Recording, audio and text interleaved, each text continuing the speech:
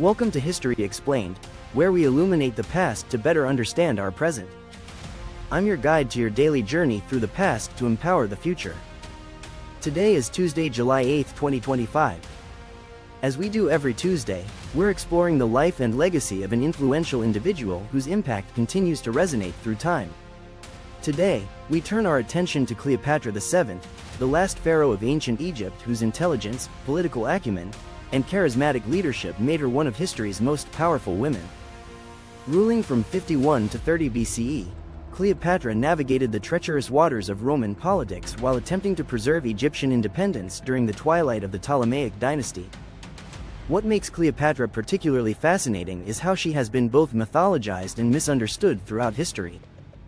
Far from being merely a seductress, she was a brilliant ruler, accomplished linguist, and skilled diplomat who used every tool at her disposal to protect her kingdom and advance Egyptian interests in an increasingly Roman-dominated world. So let's explore the remarkable life of Cleopatra VII, examining her rise to power in ancient Egypt, her complex relationships with Julius Caesar and Mark Antony, her efforts to preserve Egyptian independence, and her lasting impact on history and popular culture. Cleopatra VII Philopator was born around 69 BCE into the Ptolemaic dynasty, which had ruled Egypt for nearly 3 centuries following Alexander the Great's conquest. The Ptolemies were Greek Macedonians who had maintained their power by adopting Egyptian customs while preserving their Hellenistic culture and traditions. The Ptolemaic dynasty was notorious for its practice of sibling marriage, which was intended to keep the royal bloodline pure and prevent succession disputes. Cleopatra was likely the product of such a union, though the exact identity of her parents remains debated by historians. Unlike many of her predecessors, Cleopatra embraced Egyptian culture and religion more fully than previous Ptolemaic rulers. She was reportedly the first Ptolemaic pharaoh to learn the Egyptian language, demonstrating her commitment to ruling Egypt as an Egyptian rather than as a foreign occupier. Cleopatra received an excellent education befitting a future ruler. She was taught mathematics, philosophy, rhetoric, and languages, reportedly speaking at least 9 languages fluently. This linguistic ability would prove invaluable in her diplomatic dealings with various peoples throughout the Mediterranean world.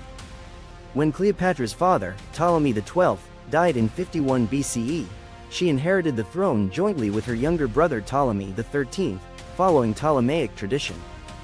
However, this co-rulership quickly deteriorated into civil war as both siblings sought to rule Egypt alone.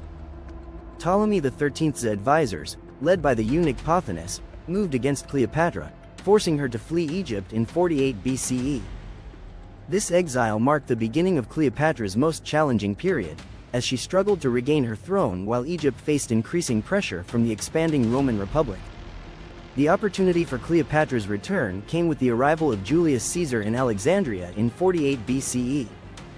Caesar was pursuing his rival Pompey following their civil war, but found that Ptolemy XIII's advisors had already murdered Pompey, hoping to gain Caesar's favor.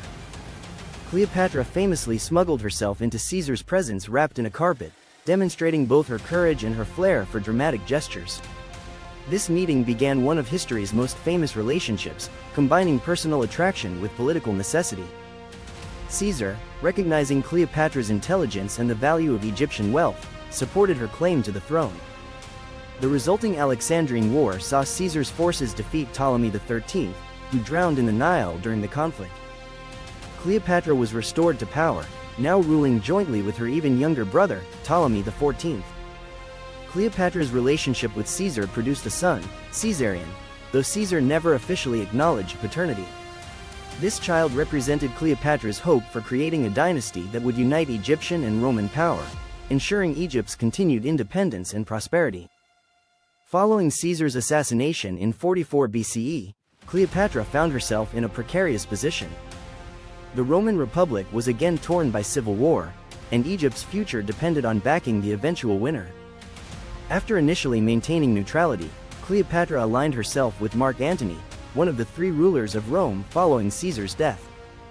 Cleopatra's first meeting with Antony was another masterpiece of political theater. She arrived at Tarsus in 41 BCE dressed as the goddess Aphrodite aboard a golden barge, creating a spectacle designed to dazzle and impress the Roman general. This dramatic entrance began a relationship that would dominate the final phase of her reign. Like her relationship with Caesar, Cleopatra's partnership with Antony combined genuine affection with hard political calculation. Antony needed Egyptian wealth to fund his military campaigns, while Cleopatra required Roman protection to maintain her throne and Egyptian independence. Their relationship produced 3 children, the twins Alexander Helios and Cleopatra Selene, and later Ptolemy Philadelphus. These children represented Cleopatra's vision of a new Hellenistic empire that would rival Rome itself, with her offspring ruling various eastern territories under Egyptian leadership. The donations of Alexandria in 34 BCE saw Antony and Cleopatra proclaim their children as rulers of various eastern territories, effectively announcing their intention to create an independent Eastern Empire. This declaration was seen in Rome as a direct challenge to Roman authority and helped Octavian rally opposition against Antony. The conflict came to a head at the Battle of Actium in 31 BCE, where Octavian's forces defeated the combined fleets of Antony and Cleopatra. The battle's outcome was determined as much by defections and political maneuvering as by military action, with many of Antony's allies abandoning him at the crucial moment. Following their defeat at Actium, Antony and Cleopatra retreated to Egypt, where they attempted to negotiate with Octavian while preparing for a final defense of Alexandria. However, their position was hopeless, as Octavian commanded overwhelming force and Egyptian resistance crumbled. In 30 BCE, as Octavian's forces approached Alexandria, both Antony and Cleopatra chose death over capture. Antony fell on his sword after receiving false news of Cleopatra's death, while Cleopatra reportedly died from the bite of an asp, though the exact method of her suicide remains disputed. Cleopatra's death marked the end of Ptolemaic rule and the beginning of Egypt's integration into the Roman Empire. Octavian, soon to become Augustus Caesar, recognized Egypt's strategic and economic importance, making it his personal province rather than a senatorial territory. The immediate consequences of Cleopatra's defeat were severe for Egypt. The country lost its independence and became a source of grain and wealth for Rome. Many Egyptian nobles were killed or exiled, and the distinctive Hellenistic culture that had flourished under the Ptolemies began to fade. However, Cleopatra's legacy extended far beyond her political defeat. She had successfully maintained Egyptian independence for nearly 2 decades against overwhelming Roman pressure, demonstrating remarkable skill in diplomacy, warfare, and statecraft. Cleopatra was also a patron of learning in the arts.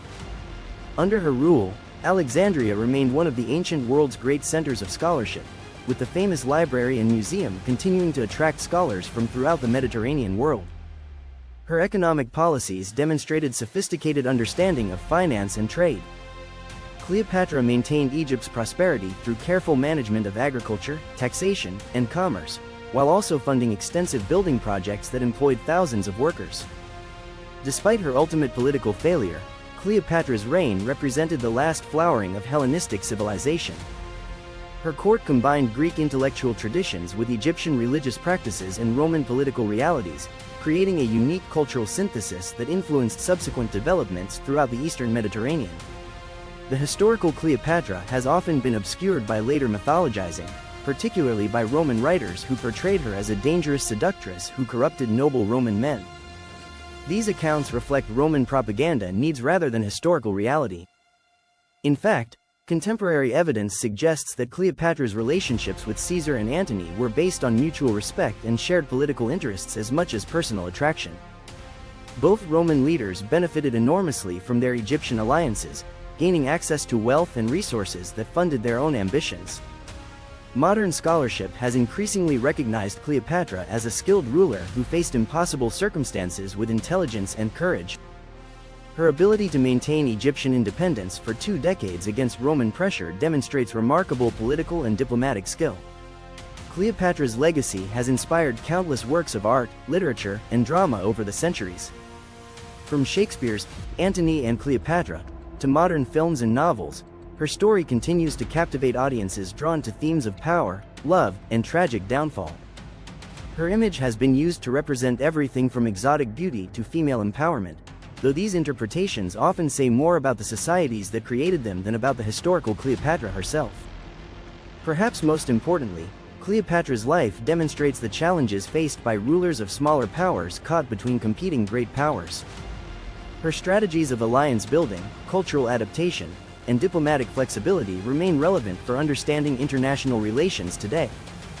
Cleopatra VII stands as one of history's most remarkable rulers, a woman who wielded immense power in a male-dominated world while attempting to preserve her kingdom's independence against impossible odds.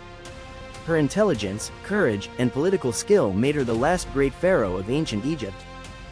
While she ultimately failed to prevent Roman conquest, Cleopatra's reign represented the final chapter of a civilization that had endured for 3 millennia. Her legacy reminds us that even in defeat, exceptional individuals can leave lasting impacts on history and human imagination.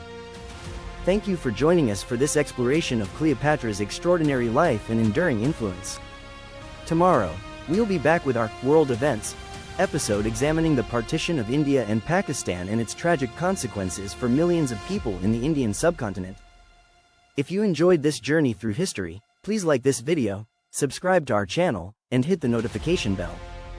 What aspects of Cleopatra's leadership and political strategies do you find most impressive or relevant to understanding power dynamics today? Let us know in the comments below. Until next time, I'm your guide for History Explained, where we believe that understanding yesterday is the key to navigating tomorrow.